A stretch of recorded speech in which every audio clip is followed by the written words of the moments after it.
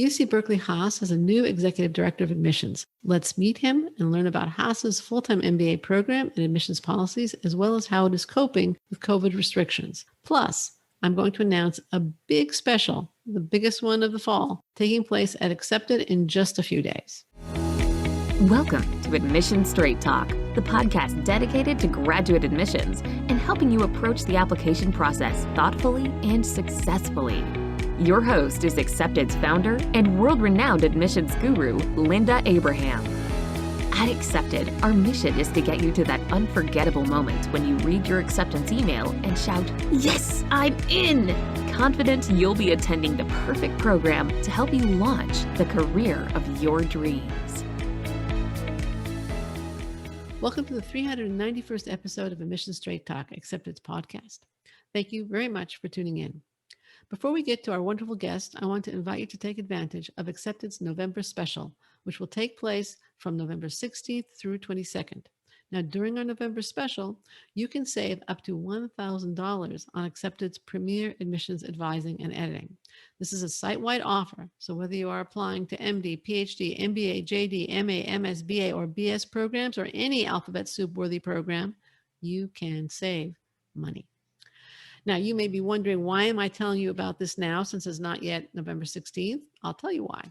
Because if you inquire now, you are more likely to get the consultant you want. You are more likely to have the time to talk to the consultant first to make sure that you're buying the right service and working with the right consultant. So if you're hearing this before November 16th, check us out right away. And don't wait for the 16th to buy. Again, the coupon code when you do buy is SAVE NOW. It gives me great pleasure to have on Admission Straight Talk Eric Askins, Executive Director of Full-Time MBA Admissions at UC Berkeley Haas. Eric has a lot of experience in higher ed and admissions. He became the Senior Associate Director of Admissions at Haas, and well, this is prior. That experience was all prior to coming to Haas, but in addition, he became the Senior Associate Director of Admissions at Haas in 2018 and assumed the role of Executive Director just last month. So Eric, welcome to Admission Straight Talk and congratulations on your new position. Thanks so much, Linda. Thank you for having me. Excited to be here. My pleasure. Now, I'd like to start with just some general admissions questions and then move into COVID related topics, okay? Sure. So just a very basic, can you give an overview of the Berkeley Haas full-time MBA program for those listeners who aren't that familiar with it and focus on its more distinctive elements? I think we all know you're going to study accounting. Thanks so much, Linda. So I guess the first place to start is our location. Based in the San Francisco Bay Area, our program is incredibly close to the center of innovation that exists out here. And I think some of that is probably evident if you look at our outcomes. Now, Berkeley Haas has graduates in tech, about 15 to 20% of our students each year are going into startups. But I think if you were going to ask us for the most defining feature of our program, it's likely our defining leadership principles. There's a set of culture-forward initiatives that we have here, about 10 years old now, and really hold our core values up front. You'll find, I think, very few programs that lead with values, and we're certainly one of them.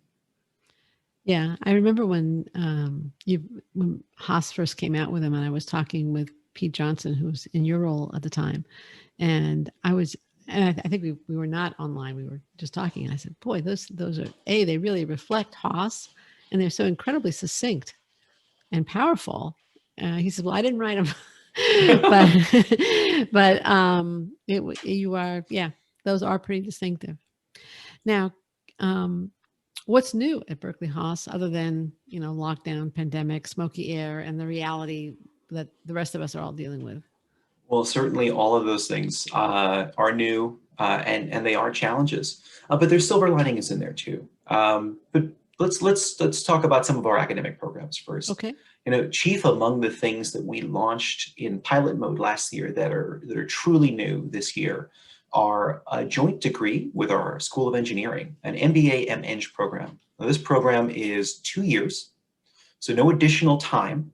It is a cohort model that is part of the MBA cohort, so it doesn't operate separately, which is really a great opportunity to continue to stay connected with the broader community here at Haas. Additionally, the MEng allows you to select from among 7 different engineering programs to really give you that sort of niche opportunity that you might be seeking, and give you the skills that you need to take advantage of some of the great opportunities that exist in the career world. So in terms of, so you can go, let's say, into electrical engineering MBA, artificial intelligence MBA, all kinds of different engineering specialties within That's this correct. degree? Yep, that's correct, including nuclear engineering, if that's your if that's what you're looking for, or chemical engineering. Okay. We took a nuclear engineer this year. So this program launched in pilot mode last year. We didn't recruit heavily for it. We simply listed it on our website. We are beginning to look about expanding it in the last year, and with a sort of an internal year that we ran. We now have a cohort of about 30 students, 15 in each class year. So there is a community. So although it's new with a community, which we think is really essential. Again, we're very community focused here at Haas, and we want you to be learning alongside others and learning from others as well as from our faculty. How do you see it growing, let's say, for the entering class of 2021? I think 15 feels like a pretty healthy number for us. You know, we may move it up to 20 if we see qualified candidates in and around that space. We probably won't move it beyond that. We have a successful joint degree already with our MBA MPH, which is a master's in public health. Now that's been running for about 10 years and has an incredible community around it. And we typically don't go over about 20 students in that group either. And the goal here is not to create little segments of the MBA, but really to add value to the whole. Right, right. What don't people know about Haas that you would like them to know? I mean, common misconception or something along those lines. So I really love this question, and I thank you for asking it. Okay. One of the things Softball that folks down the middle, right? Well, you know what? I appreciated it nonetheless. So thank you so much, because it is that. What's known about our community often looks like a broad array of students come to this campus from throughout multiple regions of the world and with diversity of perspective, personal background, and experience. And yet, our outcomes seem to look very narrow to certain segments of the community. In fact, a lot of folks look at us and say, well, that school is very tech heavy. Located in Silicon Valley, there's that opportunity there. And certainly about 30% of our students are going into that space, but that leaves 70% of our students that are going into a wide variety of different things. And oftentimes we find it difficult to raise those up in terms of visibility because entrepreneurship leads or tech leads. But you know, of course, as a top business school, consulting is a factor here. Sustainability, finance. You know, we probably don't talk about finance enough. You know, we're not in the conversation in some cases when it comes to schools that are considered finance schools. And yet, you know, the data that I see shows that we practically, you know, our inroads for investment banking on the West Coast are huge. I'll put it that way. What approximately what percentage of the class went into investment banking? Or so in terms of the percentage of the class in finance, about 7 to 8% of the class each year go in that direction. But just in terms of, if we flip the script there and take a look at the number of opportunities that are available in investment banking on the West Coast, and we're holding on to, as I'm looking at internship data over the last couple of years, about 20% of the market share when it comes to internships in investment banking out here. And every major investment banking institution has a West Coast office that's located here in the region. Yeah, right. That's pretty compelling. And it's nice. Also, you know, a lot of times people, and MBAs included, think very linearly. So they think, I want to go into investment banking. That means I want to go to Wall Street. But of course, there's investment banking and investment management and asset management and wealth management in other parts of the country also. Linda, you're exactly right. And in fact, if you want to look at where the IPOs are happening, where the big M&A is happening, it's happening out here. Right, right. Okay, so typically you would be traveling madly right now around the world, engaging with prospective students. I would not be able to talk to you at all. And some Haas students would probably accompany you. How can prospective students engage with the Haas community, given the fact that everything is virtual now and the community can't go to them and they can't go to the community? So you hit upon exactly the right word, which is community. You know, as a culture forward, community oriented program, this was the main challenge. And we began exploring this back in March and April of this past year, along with other programs. I'm sure we weren't alone. But what I will tell you, we feel that we've hit a nice stride with this. We have created opportunities for folks to engage with our admissions team through Q&A sessions, question and answer sessions with admissions officers. That happens twice a week. We have our virtual recruitment events where we are traveling, I say in air quotes.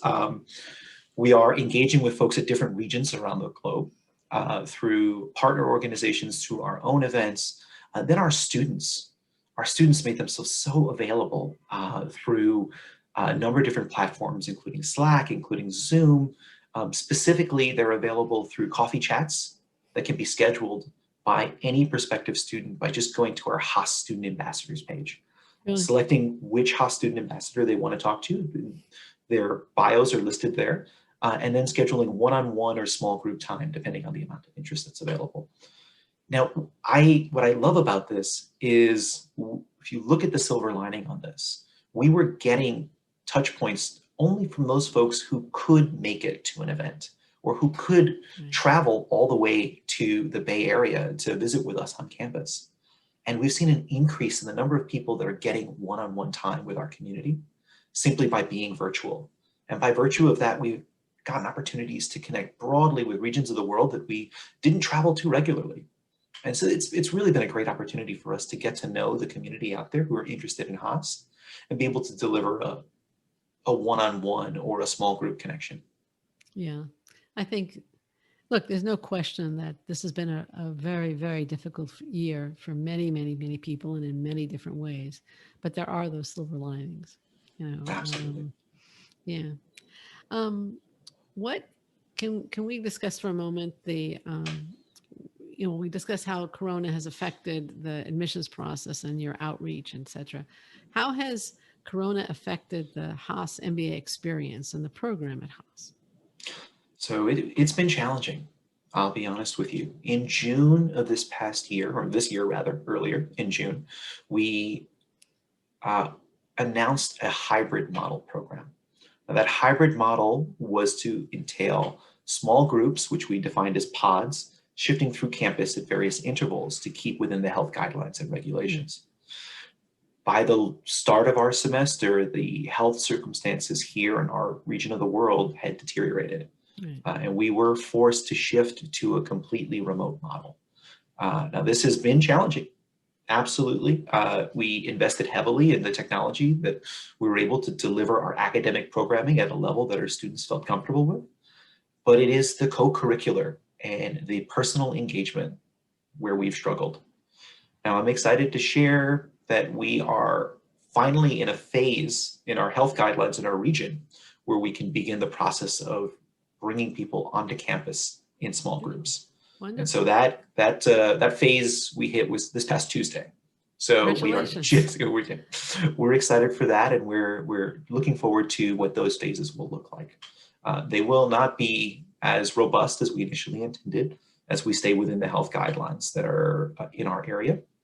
But we're excited. Our student body is excited. Everyone is anxious to connect again. Yeah, well, I'm looking forward to that day down here too, because we haven't gotten anywhere near it. But anyways, okay. Now that is very exciting news. And let's move to the application process. The Haas application has essays. It requires a resume, interview, there's a recommendation.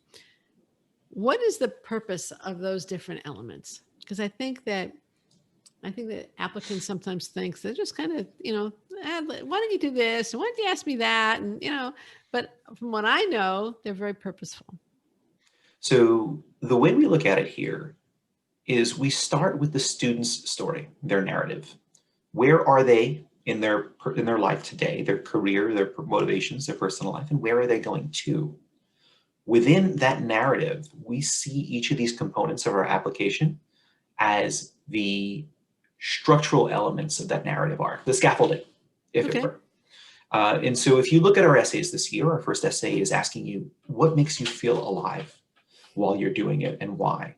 And it's a personal essay. We're seeking to understand your motivations, what's driving you towards your future goals. Our second essay is a leadership essay. It specifically asks for an opinion. But what do you think the future of leadership holds? Now, we are at an inflection point. No question, we were framing this question as an inflection point based on the decade, because it's a nice line to draw in the sand and say, this is looking back, this is looking forward. But even further with this pandemic, this is a moment in time where business is going to look different in the future. And so we're asking folks with that second essay, what does the future hold? Where are you heading? How do you see yourself in it? And so if we started with the beginning and we're settled there and where you're headed, everything in between is the structure that supports that narrative. Those resume, the work experience that gives us an opportunity to understand what are the professional experiences that have either triggered those motivations, that have supported those initiatives, that have built those skills towards your future goals. When we come to the academic section, how have you demonstrated through your application the academic rigor necessary to manage our program? What are those indicators? What do those look like? And we navigate those spaces in a holistic fashion. And by that, I mean, if within your standardized testing, you're not demonstrating strong understanding of quantitative ability, but your professional experience is chock full of data work, of analysis, you have that quantitative exposure. And so we'll look there. And we'll look in the counter as well. If your professional experience does not demonstrate supervisory, but you demonstrated leadership attributes through extracurricular or through clubs and initiatives that you participated in your undergraduate, it adds there. So thinking about I think to your point earlier, the candidates look at the application in a linear fashion. We pull that completely apart within our review process. We find that narrative journey that the candidate has shared with us, and we plug these pieces in where they fit. How do they support this narrative arc? Right. That's a great answer. Thank you very much. What is the most common mistake that you see in the applications that you review? I would say it comes down to that same narrative journey, but I'll put it in the reverse. Candidates will look at our essays and they will see, they will wonder, what are we looking for? If you don't do that first step of self-reflection, it says, what story do I want to tell? And you have to do some self-curation as well, because all of us hold multiple identities and we seek to accomplish multiple goals. But we want to tell one story in this application. And if you're seeking what you think we're looking for, already you're starting in a false place. And it's almost impossible to construct a narrative that's complete if you're not starting from that first space of self-reflection and curation. Yeah, that makes complete sense. I do think that I'm just a little concerned that I love your answer. I'm a little concerned though that while I completely agree that a narrative and putting the puzzle pieces together in an application is important. I mean, would you say that the story should be bringing out multiple dimensions of somebody's experience, background, and perspective, as long as it's a coherent story? I think absolutely. If you're able to reflect multiple aspects of yourself. So that curation shouldn't bring you down to the elevator pitch, right? We're not looking for the one-liner, right? The brand. application. Sometimes say when I hear about personal branding, just put that thing on the hide, Yeah. It's not quite what we're about. No. So there are over 300 words that you can tell us in each of our two essays, 600 words in total. And that doesn't even account for all the free text spaces within our application. There is space for you to tell us the multiple dimensions of who you are. But what we ask is that you provide a unified story across those dimensions. Yeah, that makes perfect sense. Now, in light of the pandemic and the crazy end to last year's admission cycle that never ended, are you going to read applications with a slightly different perspective, looking or weighing certain qualities more or less than in previous application cycles before the pandemic? So each year we review our essay questions. And this year we spent a lot of time with our leadership essay, trying to decide whether or not we were going to explicitly aim towards asking a question about what people did during this particular period in time. And we chose not to do that because not every story is for telling. Some stories are personal. Some stories are not appropriate for business school, and not everybody may feel that they have the same type of experience during this time. What we do know is that this is one of the few times where there's been a globally shared experience, where every person who's interacting with others in the universe is experiencing some effect of this experience. And we're hopeful that in that process of self-reflection, our candidates will look at what leadership attributes and those defining leadership principles that we've got them written all over our application on our website and carved into the cement outside of our campus, that they'll look at those frames and look at this personal experience and see if there were opportunities that they had to reflect on some of those leadership principles, whether or not they were in a leadership role or not.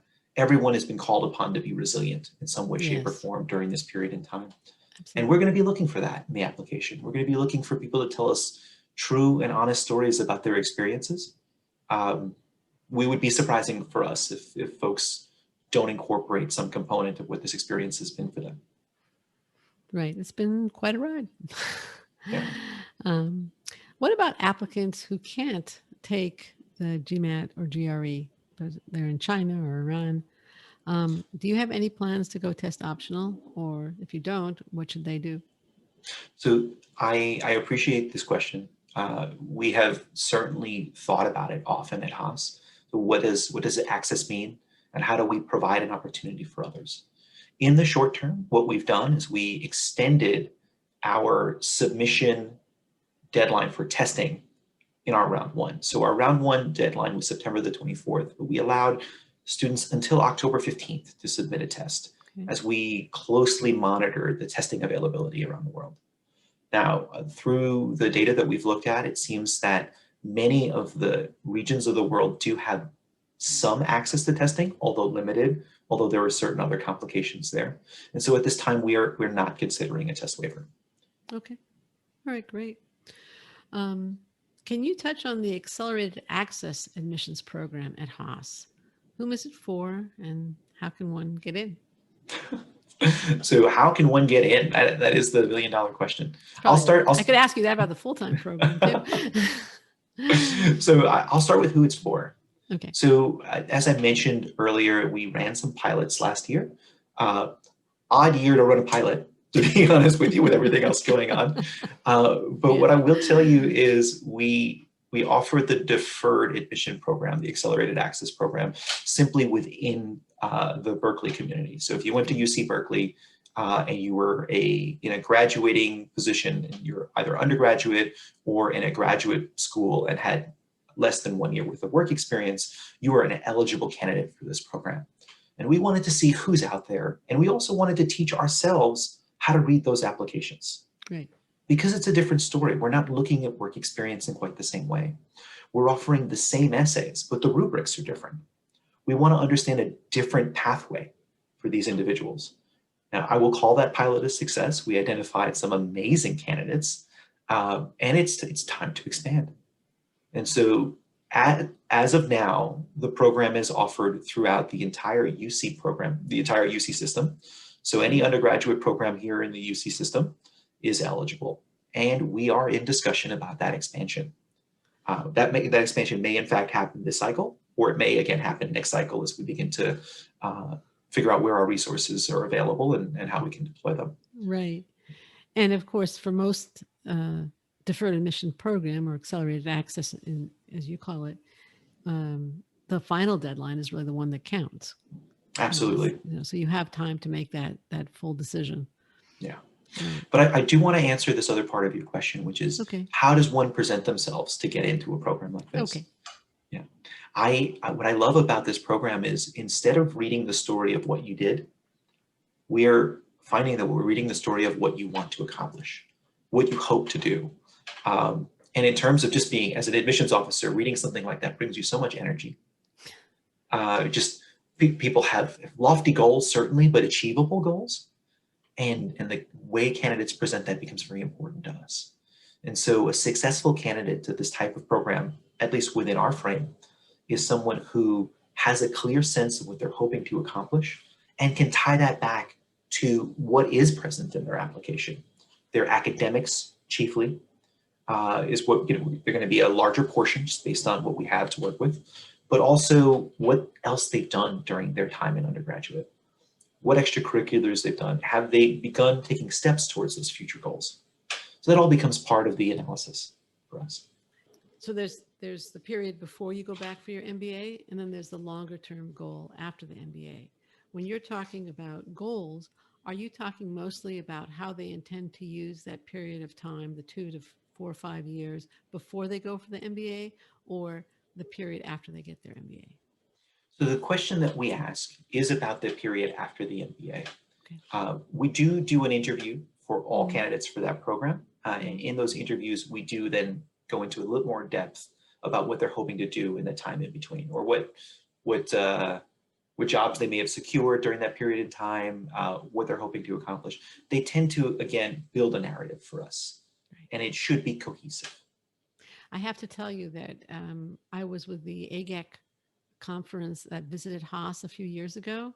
Mm-hmm. And one of the things that most impressed me was they had a panel with Haas students and recent grads. They were incredibly good at telling stories. It was striking how articulate and good they were at telling stories. So I don't know if that's something that you folks look for on the way in, and then you just improve it so that they get better and better, or if it's something that you value and then train. But it was really impressive. I have to say both. Okay. To be honest, both. We lean into it heavily within our academics, within our career management group. Storytelling is client relations. Storytelling is interviewing. Storytelling is selling yourself and getting yourself in the best position. Yeah, absolutely. Yeah. No, but it was really striking. What would you say to applicants, or potential applicants, I should say, who want to apply this year? They feel they're ready, but they're concerned either about graduating into a weak economy on the way out, or about applying when deferrals may have shrunk the number of available seats, deferrals from last year, or when there might be, the converse is a spike in applications, which probably is taking place this year. So that's a challenging position for folks to be in, right? To decide, is this the time?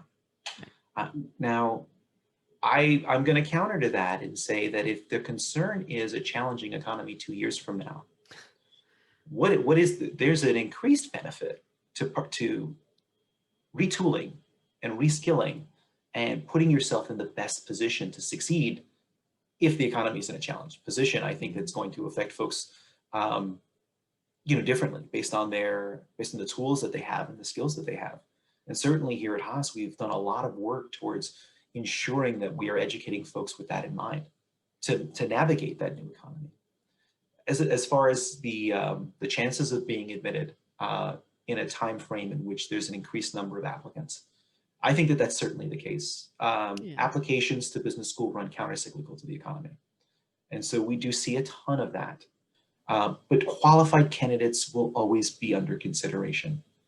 And we make sure that we're looking at opportunities, and if students are coming, or if applicants are coming with strong candidacy, they're going to have an opportunity here at Haas.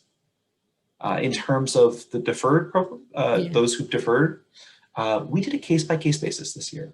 We didn't do a blanket deferral. And so while we do have a larger number of deferrals than we've had in prior years, we don't have a huge number to absorb as some other programs might. Right. And I would assume that some of those deferrals probably won't attend. And that's the reality with deferrals. So, okay, that answers the question. Thank you very much. What advice would you give to someone thinking ahead of a fall 2021 application? They don't feel they're ready now. Sure. I think if you're looking ahead towards business school, you have the benefit of understanding what business schools are looking for and how you might strengthen your opportunities when you do decide to apply. So within the professional sphere, I encourage folks to look at where progression and job growth can exist. Again, there's some limitations based on the way the economy looks today. The other space that I encourage folks to look at is if they're thinking of a career pivot. This is the opportunity to test the hypothesis. either through volunteer work, through small projects, maybe through communities and networks that they have, to take a close look at some of what you might think about pivoting into, and just ensure that you're aligned, that there is not just a return on investment, but a return on fulfillment for those types of opportunities. Because we do seek clarity of purpose in our review process, and we hope that you've done that work. And sometimes it takes some time. You may not get it right on the first time. And so this is a great opportunity to test it. That's right. It's true. What would you have liked me to ask you? So I would love to be able to share a little bit about what our community has done during the time of this pandemic. What Haas faculty, academics, we started a speaker series, a new thinking in the pandemic.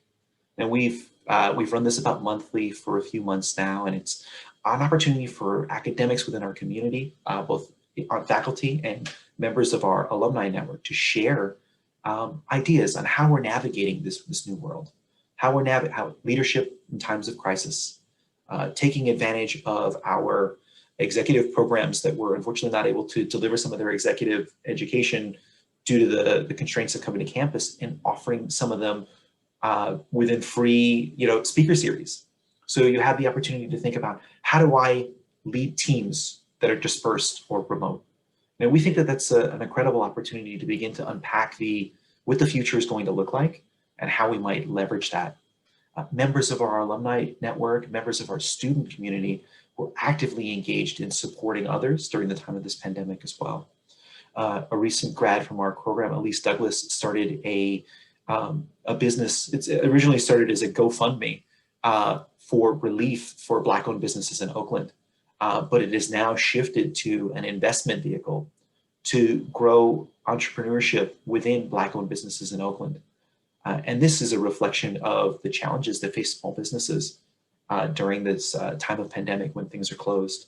Sure. Many of our current students are engaged in volunteer activity for communities outside that are challenged. And what I was really buoyed by this, our admitted students who were not able to come to campus were able to create a sense of community during this summer before they joined campus, including building out sort of Haas swag Instagram filters, the opportunity to put a hat on, or a glove on, or a scarf on that you wouldn't otherwise have been able to do because you can't come to campus, and the vendors are all closed and we can't produce these items the way we would have to send them out to folks. And it was student driven, entirely admitted students who felt pride in the institution and wanted to share that with their community and their peers. So I love the innovation that this has brought about, and the sense of reinvesting in our communities. I was listening to a podcast, not specifically MBA related, small business podcast. And the owner of that podcast, the host, said to the other person on the podcast, he said, "Do you think there are more problems today or fewer problems today than there were 12 months ago?" Well, that's pretty easy. There are more. So he said, every one of those problems is an opportunity for an entrepreneur, because an entrepreneur is a problem solver. That's a great perspective. I mean, yes, it is making lemonade out of lemons, I know, but it still is a great perspective. Absolutely. I think, we have to recognize. Your students are showing some of that. Yeah, they really are. Yeah. So, all right. Well, Eric, I want to thank you so much for joining me today. Where can listeners and potential applicants learn more about Haas's full-time MBA program or some of the other programs that we discussed? I think if you'd like to learn more, you're welcome to visit us at Haas, HAAS.Berkeley, BERKELEY.edu. Sounds good. We'll include links in the show notes at accepted.com/391 to haas.berkeley.edu, as Eric just mentioned, as well as to related articles and interviews. They're all linked to from accepted.com/391. Quick reminder, don't miss Accepted's November special. You can save anywhere from $100 to $1,000 if you purchase between November 16th and 22nd. Use coupon code SAVENOW. Just go to accepted.com, choose the appropriate category, and find the service you want. Listener, thank you too for joining Eric Askins and me for our 391st episode. If you find the show worthwhile, please subscribe. Make sure you don't miss any future shows, be they with admissions directors, professors, current students, test prep pros, or alumni doing great things. Thanks again for coming. This is Admission Straight Talk produced by Accepted, and I'm your host, Linda Abraham. I'll talk to you again next week.